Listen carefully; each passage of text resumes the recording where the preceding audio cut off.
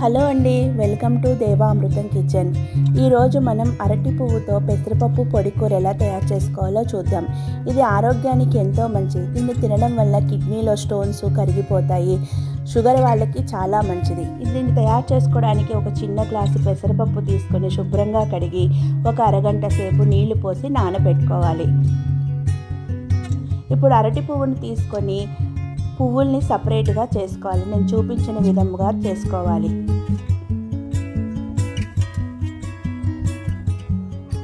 ఆ రెడ్ వాటిని కూడా ఉపయోగించి పచ్చడి చేసుకోవచ్చు. మనం వీడియోలో తయారు చేసుకుందాము, చూడండి.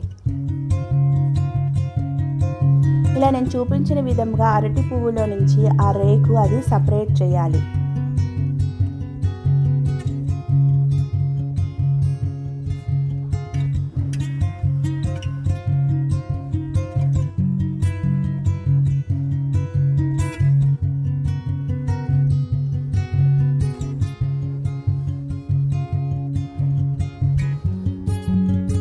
ఇలా పువ్వులన్నీ తీసి పెట్టుకున్న తర్వాత వాటిని కొంచెం వాటర్ తీసుకొని అందులో సాల్ట్, ఉప్పు వేసి పక్కన పెట్టుకోవాలి.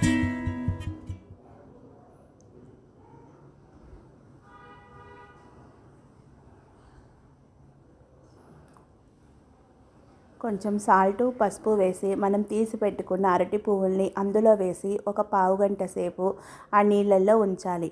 తర్వాత నీళ్ళల్లో నుంచి అరటి పువ్వుల్ని తీసుకొని చిన్న చిన్న ముక్కలుగా తరిగి పెట్టుకోవాలి.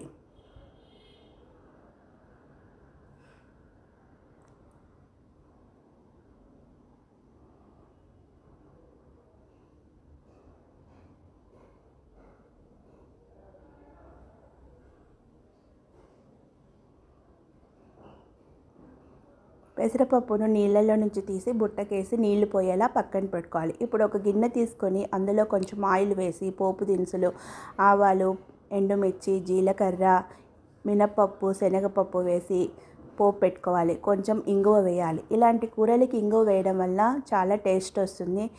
ఇంగువ వాడడం వల్ల మన డైజెషన్ సిస్టమ్ అనేది చాలా బాగుంటుంది. ఆ పోపు వేగిన తర్వాత అందులో కొన్ని పచ్చిమిర్చి వేసి వేయించుకోవాలి. ఇప్పుడు మనం తరిగి పెట్టుకున్న అరటి పువ్వుని కూడా వేసి వేయించుకోవాలి.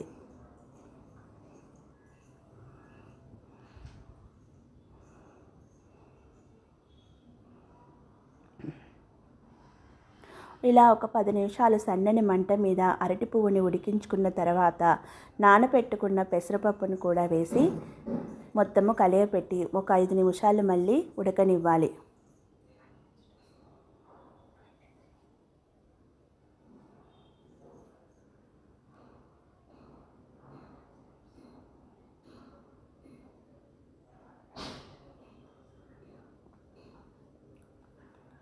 అలా ఉడికిన తర్వాత కొంచెం పసుపు, ఉప్పు సరిపడినంత, కూరకి సరిపడినంత ఉప్పు వేసుకొని కలియపెట్టాలి.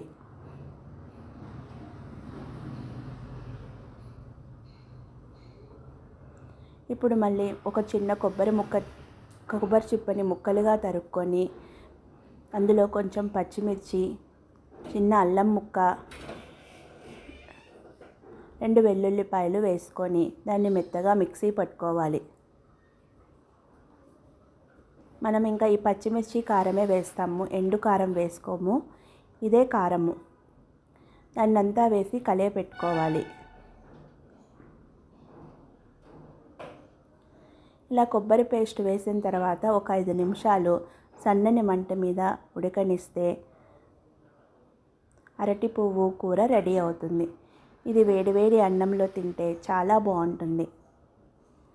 వీడియో చూసిన వాళ్ళు లైక్ చేయండి, షేర్ చేయండి, సబ్స్క్రైబ్ చేయడం మర్చిపోకండి.